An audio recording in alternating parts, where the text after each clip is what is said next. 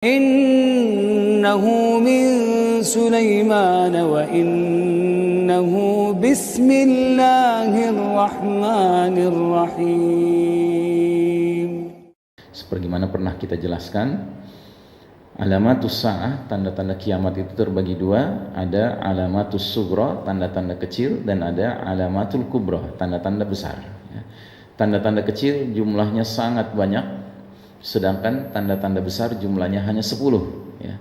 Dan khurujud dajjal, keluarnya dajjal, termasuk tanda-tanda besar ya, termasuk 10 tanda besar ya. Sebagaimana yang kita ketahui dari hadis riwayat Imam Muslim, Nabi menyebutkan ke-10 tanda tersebut dengan menjelaskan bahwa ada ad-dabah ya, atau ad-dukhan ya, kabut asap menyelimuti planet bumi kita ini. Kemudian ada dajjal, yaitu manusia yang ditakdirkan Allah menjadi a'zamul fitnah, fitnah yang paling dahsyat sepanjang zaman. Kemudian ada dabbatul ard, binatang melata yang keluar dari perut bumi dan nantinya bertugas untuk memberi tanda siapa orang beriman, siapa orang kafir.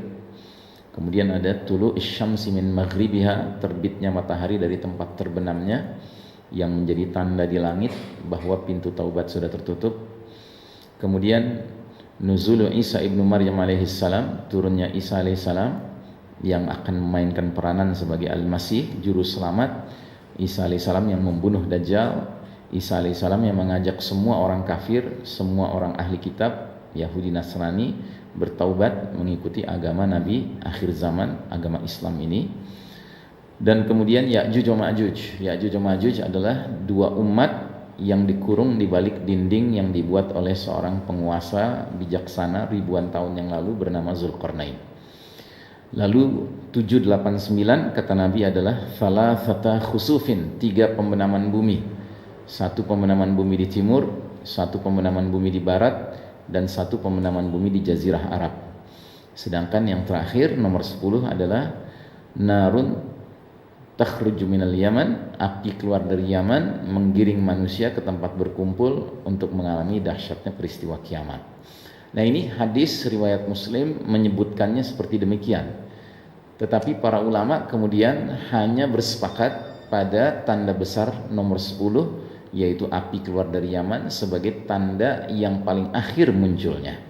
Sementara tanda nomor 1 sampai 9 para ulama memiliki perbedaan pendapat tentang kronologinya, dan saya condong kepada pendapat yang telah dirumuskan oleh Syekh Dr. Al-Mubayyad. Al-Mubayyad ini seorang penulis kitab yang sangat fenomenal, kitab ini, dan saya sangat menganjurkan kita membaca kitab ini karena kitab ini saya nilai merupakan kitab tentang ilmu akhir zaman yang paling komprehensif dan paling up to date ya. Dan memang penulis kitab ini Dr. Muhammad Ahmad Al-Mubayyad, beliau adalah ulama yang hidup bersama kita di zaman ini dan sekarang pun masih hidup ya. Dan kelebihan dari kitab ini ditulis oleh seorang ulama yang hidup di zaman ini sehingga dia kenal betul dengan kondisi dunia sekarang ini.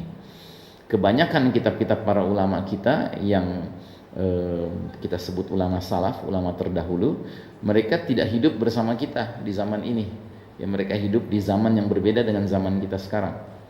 Nabi pernah mengatakan dalam sebuah hadis, 10 tanda besar itu seperti manzumat, seperti biji-biji marjan yang diikat, bagian tengahnya ada lubangnya, ditaruh tali atau benang ya, kemudian diikat, terus dibuat simpul di bawahnya, maka dia diam.